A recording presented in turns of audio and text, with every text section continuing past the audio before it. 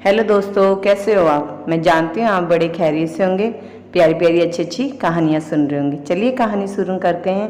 ये कहानी एक अमर सुहागन की कहानी है। इस कहानी को सुनने से सारे आपके दुख दर्द सब दूर होंगे और आप हमेशा सदा सुहागन रहेंगी। मैं आपको ये कहानी सुनाने जा रही हूँ। अगर ये आपको कहानी पसंद आए तो भगवान शिव और माँ पार्वती की जय लिखिए कमेंट्स में।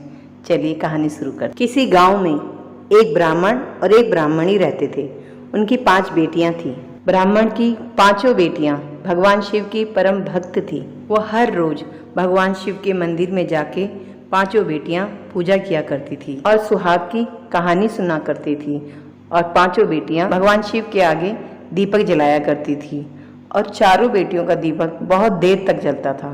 और जो 5वीं छोटी बेटी थी उसका दीपक बहुत जल्दी बुझ जाता था। छोटी बेटी देखती और सोचती कि ऐसा क्यों होता है कि चारों बहनों के दीपक बहुत देर तक जलते हैं और मेरा दीपक थोड़ी ही देर में बुझ जाता है। पूजा करके सारी बेटियां घर आती हैं और जो छोटी बेटी होती है वो अपनी माँ से पूछती है, माँ चारों बहनों के दीपक बहुत देर तक जलते रहते हैं लेकिन मेरा दीपक बहुत जल्दी बुझ जाता है और ऐसा क्यों होता है मेरे साथ।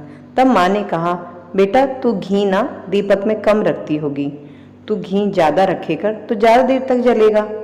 तो छोटी बेटी ने ऐसा ही करा।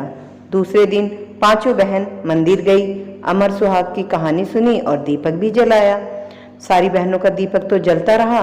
उसने माँ का कहना माना और दीपक में ज़्यादा घी भरा और दीपक जलाया, लेकिन उसका दीपक फिर थोड़ी सी देर में बुझ गया। धीरे धीरे समय बीतता है। 5 बेटियां बड़ी हो जाती हैं। ब्राह्मण अपनी 5 बेटियों की शादी कर देता है। 4 बेटियों का घर बहुत ही संपन्न और सुखदायी और पैसे वाला था और 5वीं बेटी गरीब घर में ब्याही हुई थी। अब चारों बेटियां बड़ी ही सुखमय जीवन बिता रही थी, लेकिन छोटी बेटी के घर में बहुत ही गरीबी थी। उसका पति रोज कमाने जाता और रोज वो पैसे खत्म हो जाते।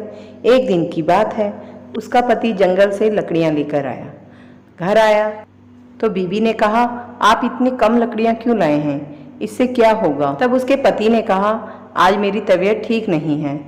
तो कहती, कोई बात नहीं। दूसरे दिन उठा और फिर जंगल की ओर जाने लगा लकड़ियां लेने के लिए। तब पत्नी ने बोला, आपकी तो तबीयत ठीक नहीं है, आप अकेले जा रहे हैं। उसने कहा, हाँ। तो कहती, मैं भी तुम्हारे साथ चलूंगी जंगल लकड़ियां लेने। दोनों जंगल में चले गए और लकड़ियां तोड़ने लगे। लकड़ियां तोड़ने लगे तो उसके आदमी की तबीयत बिगड़ने लगी और वह जमीन पर गिर गया, बेहोश हो गया। और जंगल में दूर दूर तक कोई भी नहीं। अब बेहोश हो गया। बीबी बैठ गई आदमी के पास, हाथ जोड़ के प्रार्थना करने लगी, हे भगवान, मेरे कौन से ऐसे कर्म थे जो आज मेरे साथ ऐसी विपत्ति हो रही है। और रोने लगी और कहने लगी, हे भगवान, मैंने ऐसा कौन सा पाप किया है जिसकी मुझे ये सजा मिल रही है और मेरे पति उठ ही नहीं रहे हैं। तभी वहाँ भगवान शिव और माँ पार्वती भ्रमण करते हुए वहाँ पहुँच जाते हैं। और तभी माँ पार्वती भगवान शिव से कहती है, हे भगवान, यह क्यों रो रही है, मुझे इस पे बहुत दया आ रही है। यह सुन भगवान शिव और माँ पार्वती उसके पास पहुँचते हैं और कहते हैं, बेटी तुम क्यों रो रही हो। तब कहती है, मेरे पति बेहोश हो गए हैं और इनकी तबीयत भी ठीक नहीं है। तब भगवान शिव कहते हैं, तुम्हारे पति मर गए हैं, इसको तुम घर ले जाओ। तब कहती है, मैं इनके बगैर घर नहीं जाऊंगी और जोर जोर से रोने लगी। उसको रोता देख भगवान शिव को उस पर दया आ गई। तब भगवान शिव ने कहा, बेटी तुम तो वही हो जिसका दीपक रोज बुझ जाता था। तब उसने कहा, हाँ मैं वही हूँ। तो भगवान शिव ने कहा, बेटी तुम दीपक तो जलाती थी लेकिन अमर सुहाग की कहानी नहीं सुनती थी, इसीलिए तुम्हारा दीपक बार बार बुझ जाता था और ये तभी तुम्हारे साथ हुआ है। तब रोते रोते वह भगवान शिव और माँ पार्वती के पैरों पे गिर जाती है और वंदना करने लगती है कि हे भगवान, आप मेरे पति को जीवित कर दीजिए। मैं वही करूँगी जो आप कहोगे, रोज़ दीपक जलाऊंगी, रोज़ अमर सुहाग की कहानी सुनूंगी। और उसको रोता बिलखता देख माँ पार्वती की आंखों में भी आंसू आ गए और उन्होंने भगवान शिव से कहा, हे भगवान, आप इसके पति को जीवित कर दीजिए और इसके पति को जीवन दान दीजिए। तब भगवान शिव ने अमृत की वर्षा करी उस पर और उसका पति उसी टाइम जीवित हो गया दोनों ने भगवान शिव माँ पार्वती को प्रणाम किया और भगवान शिव और माँ पार्वती वहाँ से अंतर्ध्यान हो गए। तब उसका पति अपनी पत्नी से बोला, आज पता नहीं क्या हुआ, मैं आज बहुत देर तक सोया रहा।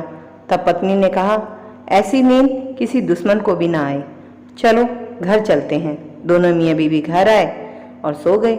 सवेरे उठे तब उस लड़की ने सवेरे उठकर नहा धो के पंडतानी को अपने घर बुलाया और घी का दीपक जलाया और वहाँ पर अमर सुहाग की कहानी सुनी घर पर और उसका उद्यापन करा।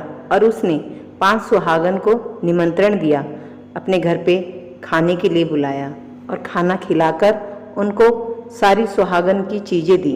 एक दीपक में घी डालकर और भगवान शिव के आगे जोत जला दी और भगवान शिव और माँ पार्वती के आगे प्रार्थना करने लगी कि मुझ पे और मेरे पति पे अपनी सदा कृपा रखना और मुझे हमेशा के लिए अमर सुहागन बनाना। और दोनों बड़ी ही खुशी से अपना जीवन व्यतीत करने लगे और उनको अब किसी भी चीज़ की कमी नहीं थी। हे भगवान शिव, माँ पार्वती, आपने जैसे ब्राह्मण की बेटी को अमर सुहाग दिया, वैसे ही सभी सुहागनों का अमर सुहाग बनाए रखना। जय हो भगवान शिव की, जय हो माँ पार्वती की।